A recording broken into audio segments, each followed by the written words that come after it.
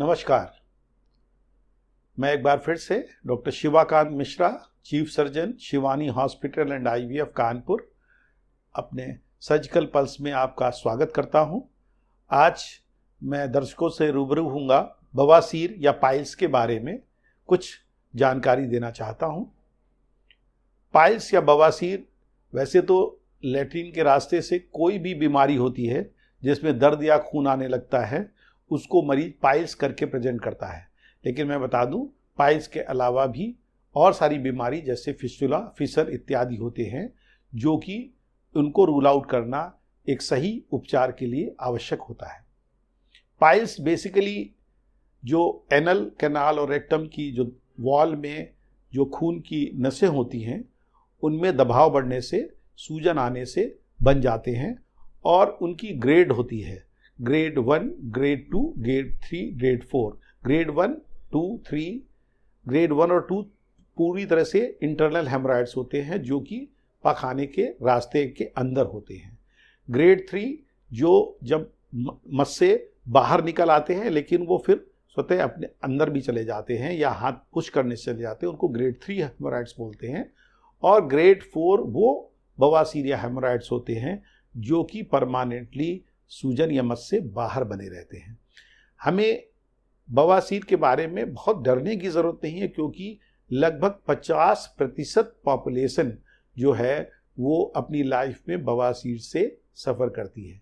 लेकिन हमें इलाज की कब आवश्यकता होती है वो हमें जानना बहुत आवश्यक है। इसके अलावा गर्भवती महिलाओं में भी, जब शिशु माँ के पेट में शिशु जो आखिरी 7-8 मंथ्स 9 मंथ्स का होता है, उस वक्त में भी बच्चे के दबाव के कारण भी बवासीर हो जाते हैं। हमें इस बात का ध्यान रखना है कि हम बवासीर से कैसे बच सकते हैं। उसके लिए हमारी जो लाइफ स्टाइल या जीवन शैली है वो बहुत महत्वपूर्ण है। बहुत एक प्रचुर मात्रा में पानी पीना चाहिए। इसके अलावा अपने डाइट में फाइबर अधिक हो और रिफाइंड जो भी फूड है, प्रोसेस्ड फूड, वो कम से कम लें। जैसे कि हम ये पिज़्ज़ा, बर्गर, चाउमीन, मैगी इत्यादि है जो मैदा, आलू, चावल, ये सब कॉन्स्टिपेटिंग है। फास्ट फूड जो है वो कॉन्स्टिपेशन करता है, या नॉनवेज ही लोग जो बहुत ज़्यादा खाते हैं वो भी कॉन्स्टिपेशन करता है।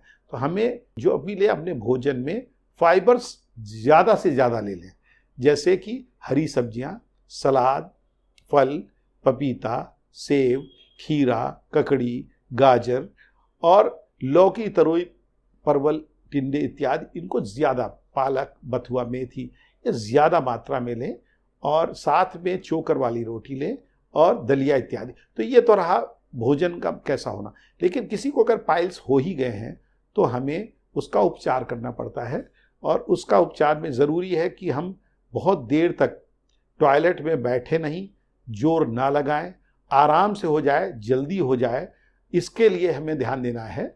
और अगर हम अपनी डाइट और एक्सरसाइज का ख्याल रखते हैं तो उसके साथ मोशन ठीक हो। अगर आप फिर भी आपको कॉन्स्टिपेशन है तो लैक्सेटिव्स, जो कई तरह के जुलाब हैं, लैक्सेटिव्स, उनका सेवन कर सकते हैं। इसके अलावा हम कुछ मेडिसिन्स हैं जो कि हम देते हैं फर्स्ट सेकेंड डिग्री हेमराइड्स में। लेकिन ज़्यादातर लाइफ स्टाइल वेरिएशन से अगर आपका बवासीर ठीक हो सकता है, ठीक है। अन्यथा अगर आपको ब्लीडिंग की शिकायत है, जो लार्जली खून, रक्तस्राव होता है, वो अगर ज़्यादा हो जाएगा तो व्यक्ति में खून की कमी हो सकती है और ये धीरे धीरे गंभीर रूप ले सकता है। तो मेनली जो हेमराइड्स के लक्षण हैं उनमें ब्लीडिंग होना, मस से बाहर आना, कब्ज होना और कभी बार हल्का पूरा दर्द भी होना। अगर वो प्रोलैप्स्ड या थ्रोम्बोज्ड हो जाते हैं, इन्फ्लेम्ड हो जाते हैं पाइल्स, तो ऐसी परिस्थिति में दर्दनाक भी हो सकते हैं। हमें अगर शुरुआती है बवासीर तो बैंडिंग द्वारा या क्रायो के द्वारा या स्क्लेरोथेरेपी के द्वारा हम हेमराइड्स को ठीक कर सकते हैं।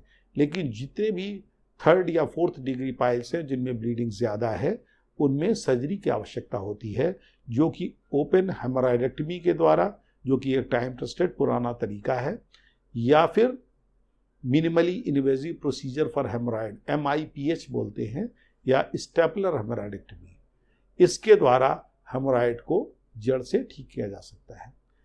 चूँकि अपनी ओपन सर्जरी में दर्द होता है और क्लीनिंग ड्रेसिंग की भी आवश्यकता होती है और मरीज को पूर्णतः स्वस्थ होने में समय लगता है।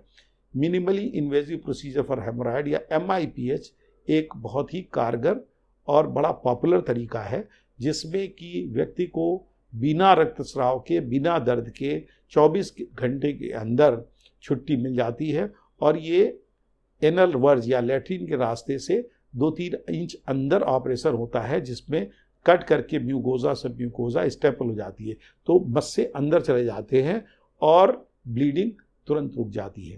ये बहुत अच्छा एक कारगर तरीका है। अगर किसी को एडवांस्ड हेमोरॉयड 3rd या 4th डिग्री है तो उसमें ये बहुत अच्छा उपाय हो सकता है। तो दोस्तों, मैंने जो आज आपको बवासीर और हेमोरॉयड्स के बारे में जानकारी दी, आशा करता हूँ आपके लिए बहुत उपयोगी साबित होगी। Thank you very much.